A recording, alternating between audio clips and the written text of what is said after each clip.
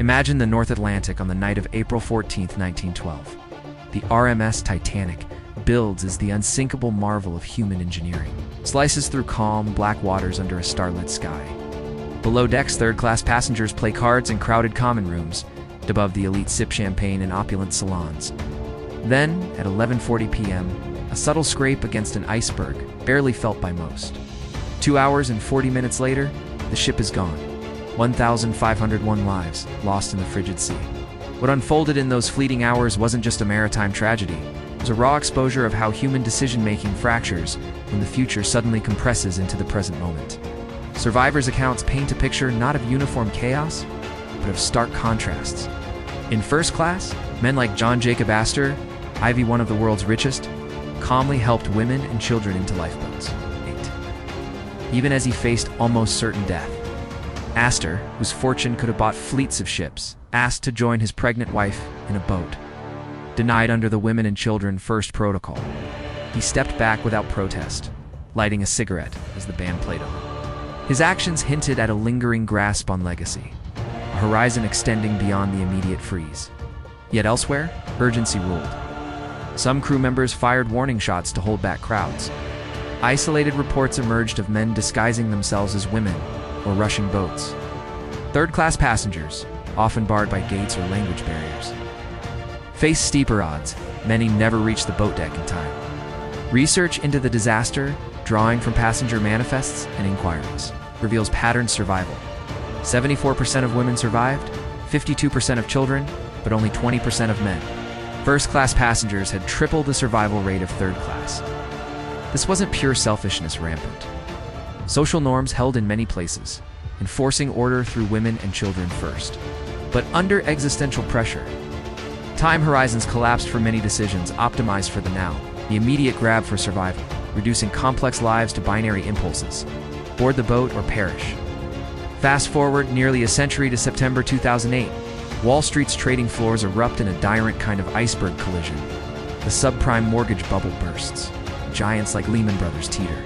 Boardrooms that once chased quarterly gains now scramble in zero-hour panic. Lehman's CEO Richard Fuld, clinging to hopes of a bailout after Bear Stearns' rescue earlier that year, watches as regulators let his firm fail, triggering the largest bankruptcy in U.S. history. Traders stare at screens as markets plunge 504 points in a day. Hedge funds liquidate positions in frenzied fire sales. The contrast with Bear Stearns is telling. Rescued in March with Fed backing, it signaled too big to fail. But Lehman's collapse after failed talks with Barclays and Bank of America shattered that illusion, amplifying panic. Executives who had leveraged bets on eternal growth now faced immediate ruin. Horizons shrunk to days, hours.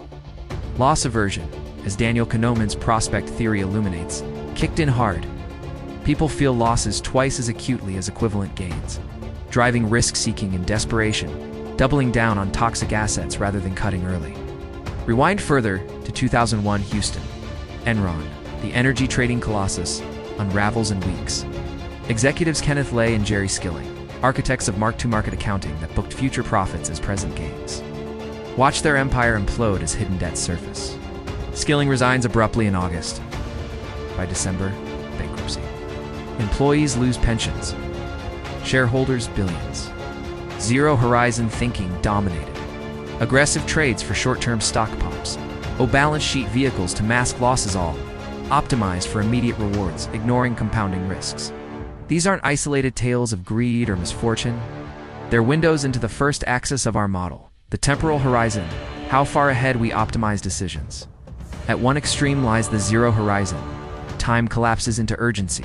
Impulses dominate. Thinking turns binary. Panic, fear, existential threat trigger rooted in evolutionary wiring. The fight-flight response, first described by Walter Cannon, floods the body with adrenaline for immediate action. Heart races, muscles tense, higher reasoning dims. Early humans needed this to evade predators. It's no time for deliberation when a saber-tooth lunges.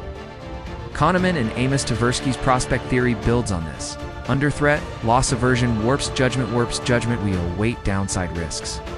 Prefer certain small losses over probabilistic bigger ones, or gamble desperately to avoid total wipeout.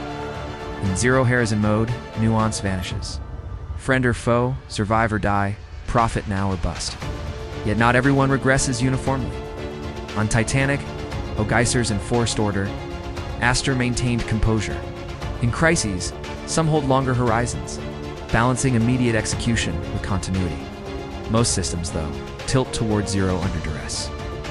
Amplifying destruction, unbounded harm erodes trust, coordination fails, annihilation follows.